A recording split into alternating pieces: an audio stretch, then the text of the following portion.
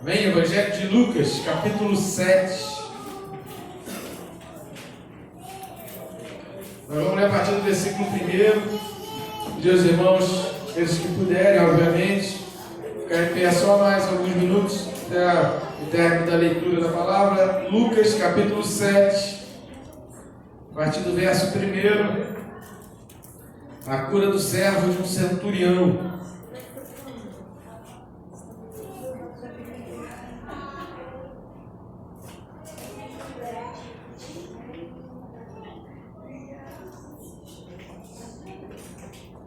Amém? Todos acharam? Se tiver alguém sem Bíblia próximo a você, compartilhe a leitura da palavra com o seu irmão. O texto diz assim: tendo Jesus concluído todas as suas palavras dirigidas ao povo, entrou em Cafarnaum. E o servo de um centurião, a quem este muito estimava, estava doente quase à morte. Tendo ouvido falar a respeito de Jesus, enviou-lhe alguns anciãos dos judeus, pedindo-lhe que viesse curar o seu servo. Estes, chegando-se a Jesus, Constância lhe suplicaram, dizendo: ele é digno que lhe faças isto, porque é amigo do nosso povo, e ele mesmo nos edificou a sinagoga. Então Jesus foi com eles, e já perto da casa, o centurião enviou-lhe amigos para lhe dizer: Senhor, não te incomodes, porque não sou digno de que entres em minha casa. Por isso, eu mesmo não me julguei digno de ir ter contigo. Porém, manda com uma palavra, e o meu rapaz será curado. Porque também eu sou homem sujeito à autoridade, e tenho soldados às minhas ordens. E digo a este: vai, e ele vai. E a outro: vem, e ele vem. E ao meu servo: faze isto, e ele faz. Ouvidas essas palavras, admirou-se Jesus dele, e voltando-se para o povo que o acompanhava, disse: afirmo-vos que nem mesmo em Israel achei fé como esta. E voltando para casa, os que foram enviados encontraram curado o servo. Amém, querido? Pode sentar.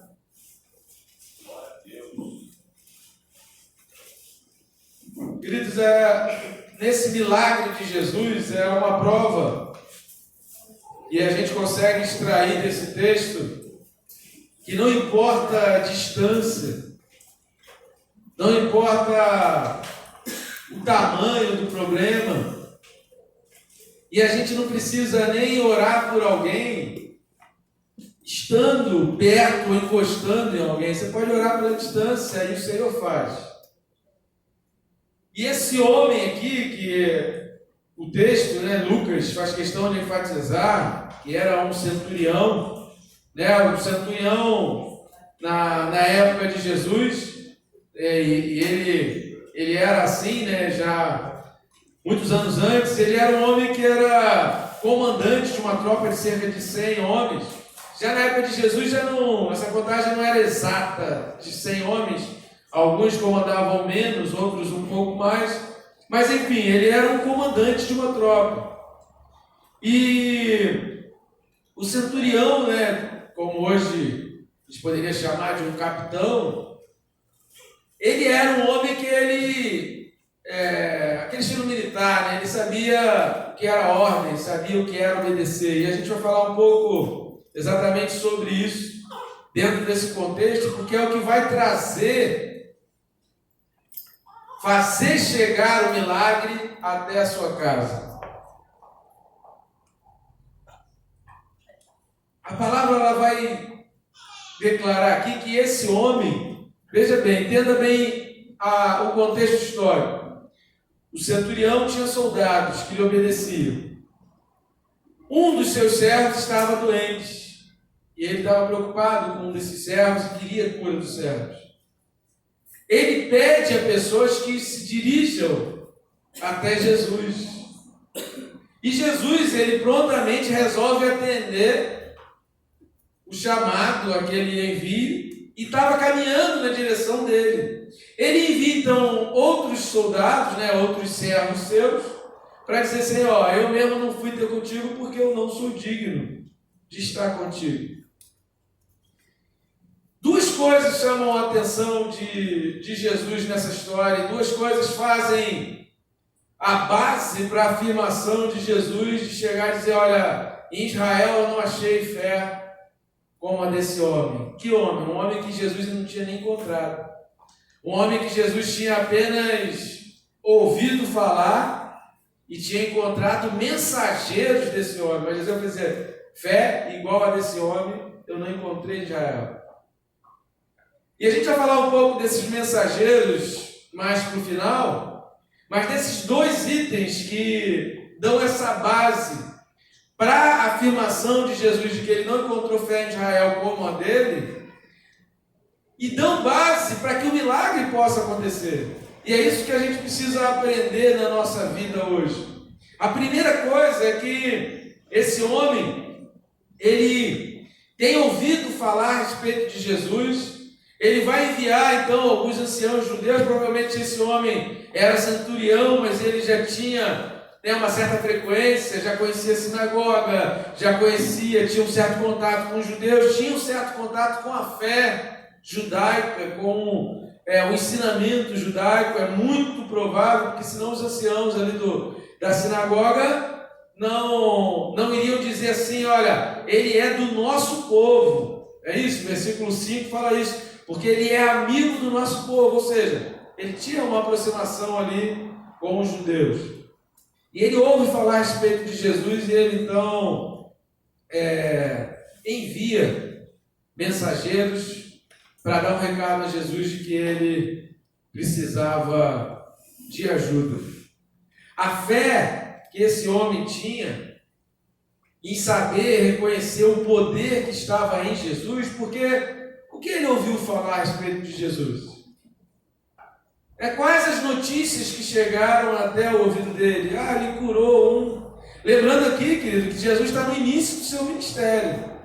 A gente está caminhando nos milagres de Jesus que estão ainda no começo. Jesus tinha feito muito pouca coisa diante daquilo tudo que a gente sabe hoje. Ou seja, aquilo que o centurião sabia era muito pouco a respeito de Jesus. Mas uma coisa é interessante, porque o centurião faz questão, no versículo 6, já no final, Jesus já estando perto da casa dele, o centurião envia os seus amigos com um recado muito objetivo para Jesus, dizendo: Senhor, não te incomodes, porque não sou digno de que entres em minha casa. Humildade. O primeiro grande ingrediente desse homem, que vai chamar a atenção de Jesus, e que vai despertar em Jesus, e que vai mover com que o milagre chegue até ele, é a humildade. Sabe, queridos, a gente vive uma crise hoje, talvez a maior crise que a gente possa dizer que a gente está vivendo várias crises no mundo hoje. Inclusive a gente está vivendo um janeiro chamado de Janeiro Branco, que fala sobre problemas mentais, e de médico e louco todos temos um pouco.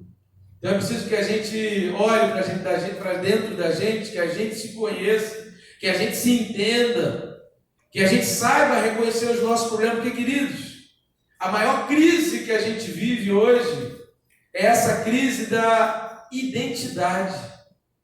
O ser humano hoje vive uma crise de identidade. Ele se acha, ou ele acha que ele é aquilo que ele não é. Mas ele acha que ele é aquilo que ele expõe nas redes sociais. Ele acha que ele é aquilo que as pessoas curtem.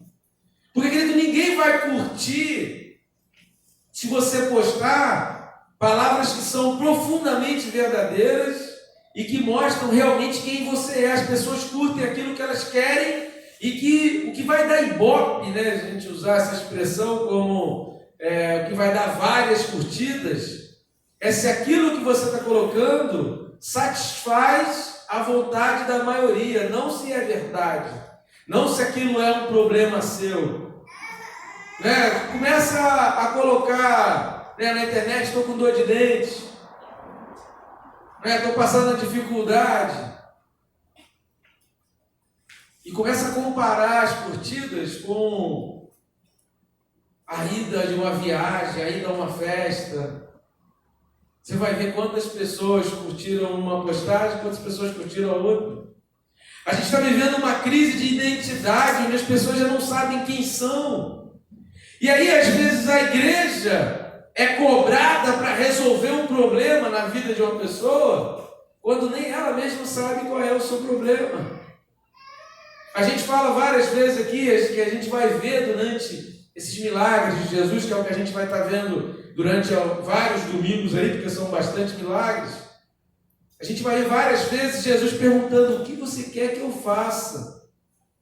Porque, querido, problemas a gente tem um monte, mas o que você quer que Jesus faça?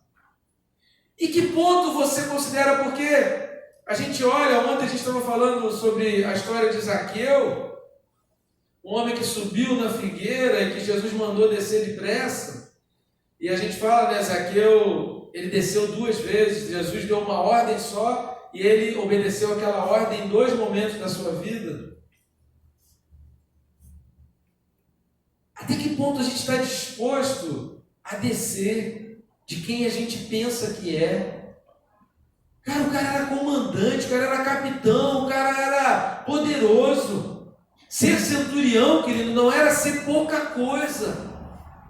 Para o cara chegar a ser um comandante de uma tropa, o cara já tinha enfrentado guerras, o cara já tinha enfrentado um monte, como a gente fala, né? O cara já tinha comido o pão que o diabo amassou, o cara enfrentou um monte de coisa para chegar até aquele posto. Ninguém entrava como centurião, ninguém era escolhido para ser centurião. Eram os melhores dos melhores, eram selecionados, eram postos, né, cada vez em posições maiores. Aquele homem, ele podia dizer: eu sou, Jesus vem aqui porque eu estou mandando, eu mando servo, e eu faço e aconteça, porque eu também mando, porque eu faço isso, eu faço aquilo, então vem, faz aí. Ele não se encheu de si mesmo, pelo contrário. A imagem daquilo que ele tinha ouvido falar de Cristo, ele falou: meu Deus do céu, esse cara está muito acima de mim. Esse cara está muito longe de mim. Quem sou eu? Eu não sou digno. Querido, às vezes a gente escuta determinadas orações: Senhor, o Senhor faz porque eu sou, porque eu tenho, porque eu já fiz, olha, porque eu já fiz para o Senhor.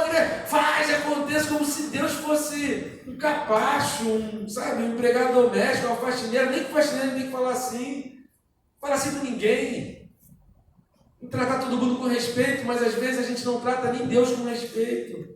E a gente quer exigir de Deus que Deus faça coisas, mas a humildade, querido, ficou lá atrás, ficou jogada fora, está escondida, se é que existiu alguma vez na vida da pessoa, está escondida em algum lugar dentro de casa, mas as pessoas não querem ser humildes.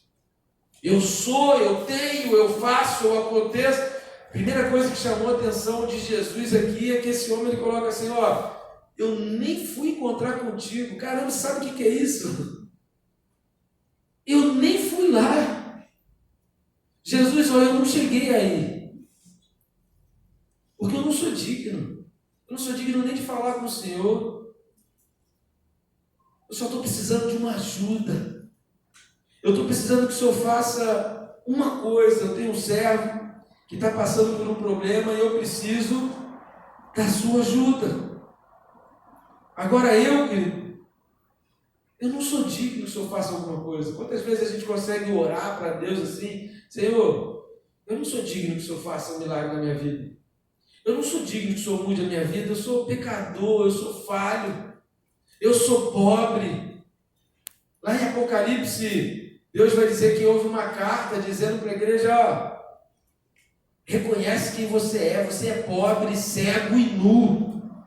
A gente precisa se reconhecer assim. Por mais que eu tenha, por mais que eu faça, por mais que eu esteja fazendo para Deus, eu preciso reconhecer que eu sou pobre, eu preciso do que Deus vai me dar. Eu sou cego, eu não consigo enxergar para onde eu vou. Eu sou nu, as minhas vestes espirituais precisam descer do céu. Não sou eu que me visto espiritualmente. Amém. A tua roupa espiritual, querido, você não vai encontrar em shopping, você não vai encontrar em outlet, você não vai encontrar no mundo inteiro. Você vai encontrar com o joelho no chão, com a cara na terra, dizendo: Senhor, tem misericórdia de mim. Numa outra passagem, Jesus diz que tinham 2 homens. Um estava dizendo: Senhor, obrigado porque eu não sou igual a esse daí. Senhor, ainda bem que eu sou igual àquele outro ali. Senhor, obrigado porque eu não sou, porque eu sou isso e sou aquilo. E o outro estava dizendo: Deus tem misericórdia de mim. E Jesus pergunta: qual dos dois foi justificado?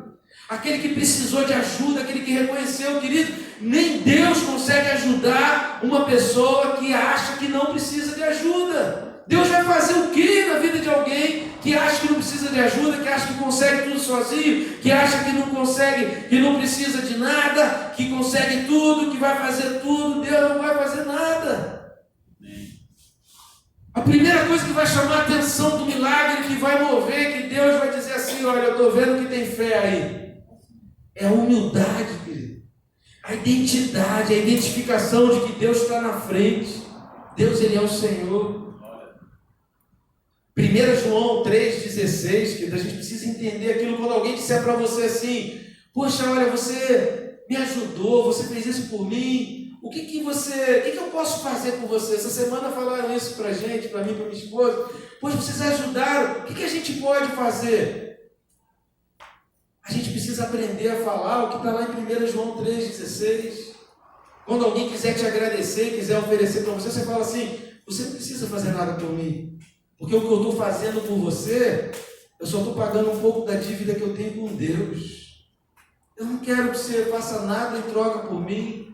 Eu estou fazendo em você porque a minha dívida é com Deus, o que Deus fez na minha vida, o que o meu Deus fez na minha vida, o amor que Ele derramou na minha vida, eu estou com uma dívida enorme com Ele.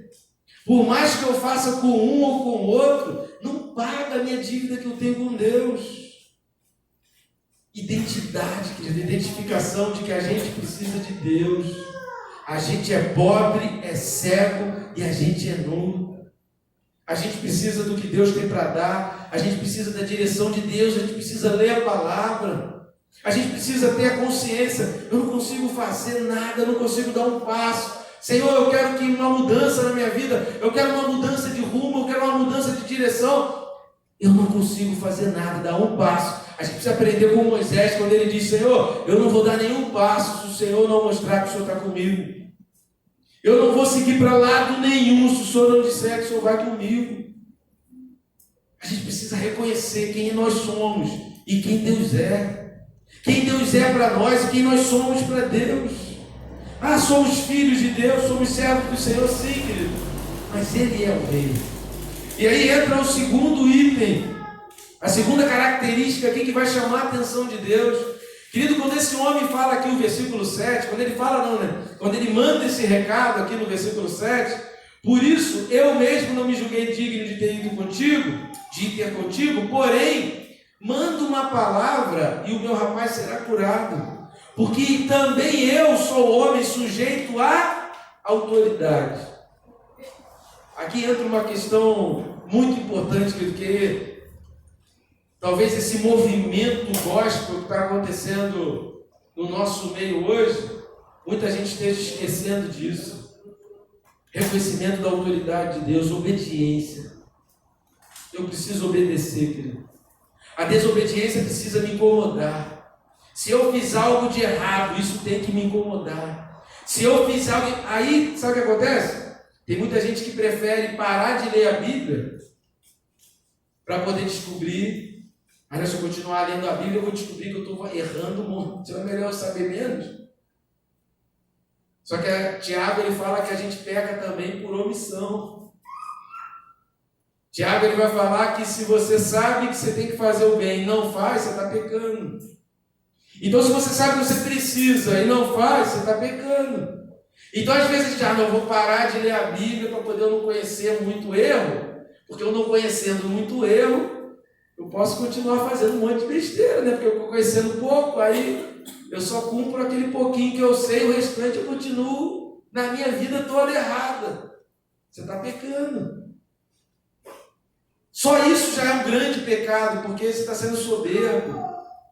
A gente precisa conhecer mais, porque à medida que a gente vai identificando as coisas que a gente precisa obedecer, e Deus vai dizendo que você tem que obedecer. O reconhecimento da autoridade, quando ele fala aqui, olha, eu digo a um soldado, vai, ele vai, eu digo a um soldado, vem, ele vem, eu digo a um soldado, faz, e ele faz. Ele está reconhecendo a autoridade, ele está reconhecendo o poder, ele está identificando, ele conseguiu, quando Jesus fala assim, que em Israel ele não achou fé tamanha como essa, Jesus está dizendo porque ele entrou em Israel, o povo lá era da sinagoga, o povo, era sacerdote, o povo não conseguia identificar a autoridade, e o povo não conseguia olhar para Jesus e obedecer o que Jesus mandava. A gente precisa entender quais são as ordenanças de Jesus. Ide pelo mundo e pregar o Evangelho, é uma ordem, querido. Não é favor que a gente está fazendo quando a gente está falando de Jesus. Isso é uma ordem. Se eu não estou fazendo, isso precisa me incomodar. Eu estou sendo desobediente. Se eu não estou evangelizando, se eu não estou falando, se eu não estou mostrando, se eu não estou testemunhando, se eu não estou mostrando nada da minha vida que eu estou sendo desobediente, isso precisa me incomodar. Não é possível.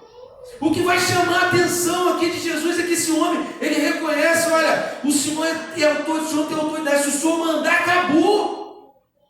E a gente já não consegue mais olhar para Jesus e enxergar em Jesus que a palavra dele, querido, é final e acabou.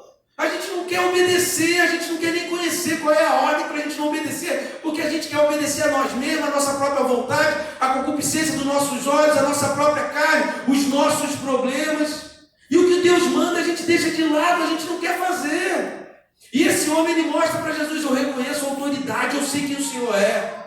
O Senhor é o dono de tudo, o Senhor é o cara que manda. O Senhor mandou, acabou. A gente precisa reconhecer como é que a gente olha para Jesus, querido. Ele é o Senhorzinho que faz o que eu mando, Ele é o Senhorzinho que eu peço oração, Ele é o Senhorzinho que eu escrevo pedido e Ele faz, Ele é o Senhorzinho que eu mando. Ele não é Senhorzinho, Ele é Rei dos Reis, Ele é o Senhor dos Senhores. A Bíblia diz que quando Ele voltar, todo joelho vai se dobrar. Sabe o que significa isso? Que as pessoas vão se surpreender com o tamanho do poder de Jesus Cristo, porque quando Jesus voltar, as pessoas não vão ter identidade, não vão ter identificação com a autoridade e o poder que tem Jesus. Aí quando Ele vier, esse poder vai ser tão tremendo que as pessoas vão se lançar no chão por falta de identificação, porque a gente já está vivendo uma geração que não consegue identificar a autoridade. Qual o maior trabalho que o diabo fez? Destruir a autoridade. As pessoas estão crescendo sem pai e sem mãe, já não obedecem mais pai e mãe, não obedecem mais professor, não obedecem mais o chefe do departamento, não obedecem o diretor da empresa. As pessoas estão vivendo a maneira do jeito que quer, e todo mundo tem que me aceitar do jeito que eu sou, e as pessoas têm que me aceitar do jeito que eu quero, e as pessoas têm que aceitar o que eu faço do jeito que eu faço, e as pessoas não querem obedecer. Essa é a geração que a gente está vivendo. Isso é estratégia de quem? Isso é estratégia do diabo. Porque as pessoas vão entrando para a igreja, não vão se convertendo e continuam. A igreja tem que me aceitar do jeito que eu sou. A Bíblia diz que Jesus aceita do jeito que é, que eu tenho que viver na igreja do jeito que eu sou, e a pessoa não muda. Quem lembra da história da Gabriela Cravo Canela, né? Eu nasci assim, eu cresci assim, vou morrer assim, e a igreja que me aceite assim. Não é assim. Vida de crente, querido. Vida de crente não é isso. Ou a gente acorda para ser o que é vida de crente, porque Jesus vai voltar. E se Jesus não voltar, querido, uma hora a gente vai bater as botas e vai ter um encontro com Ele. Jesus voltando antes ou não, porque eu já ouço isso há um montão de tempo que Jesus vai voltar, Jesus não volta não. Mas um montão de gente já foi se encontrar com Ele. Vai chegar diante dele e vai dizer o quê? Vai chegar diante dele e vai falar o quê? Ou a gente reconhece a autoridade, ou a gente começa a entender. E esse homem, ele sabia, o Senhor é o cara que manda.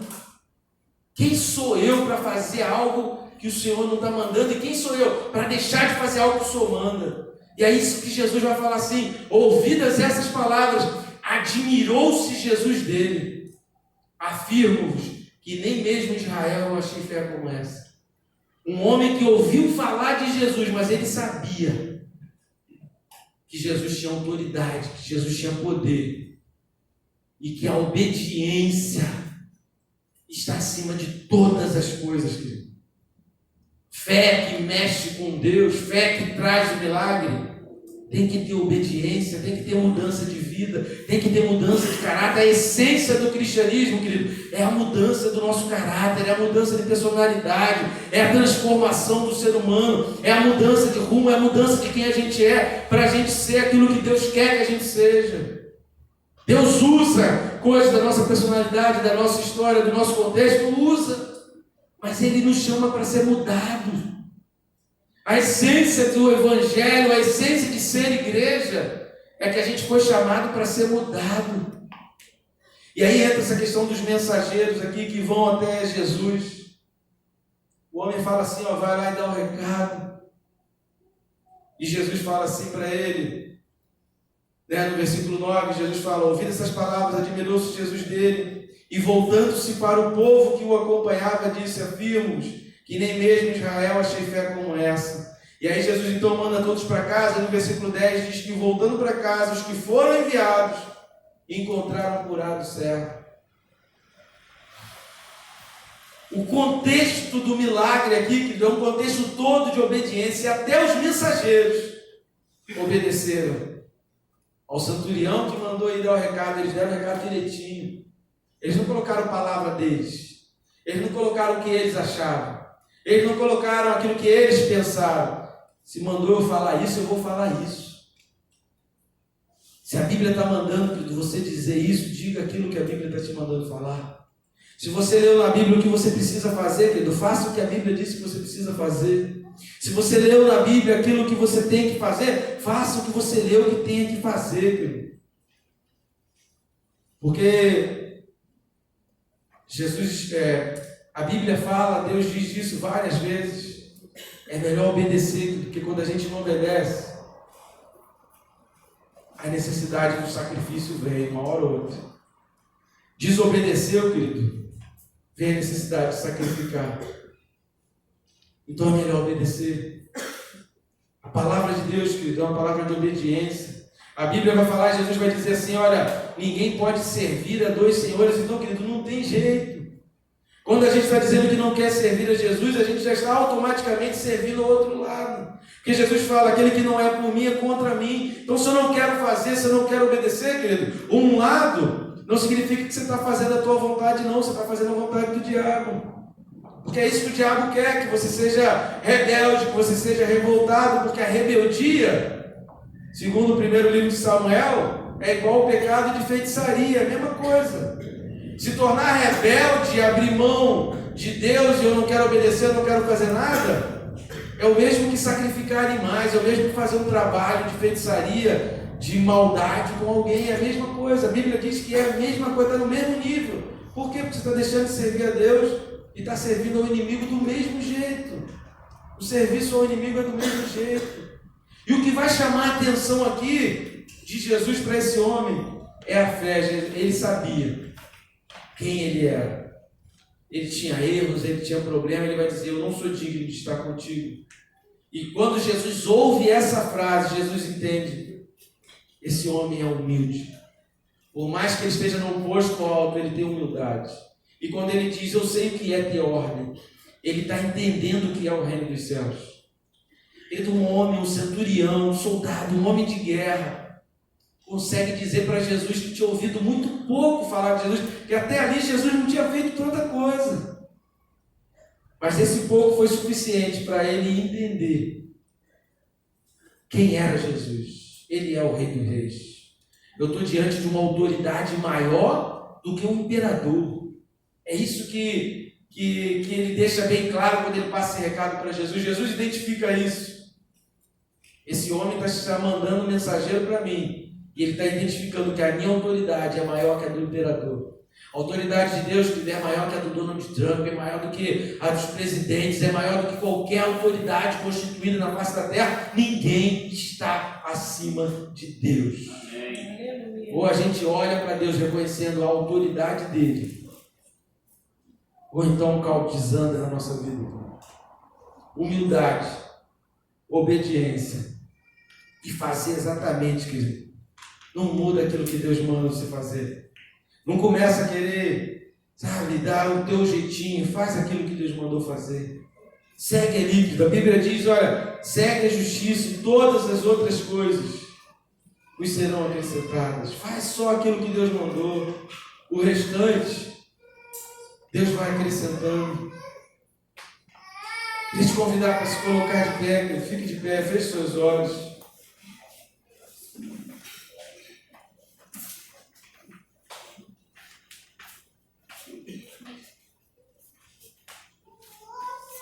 Pense você aí.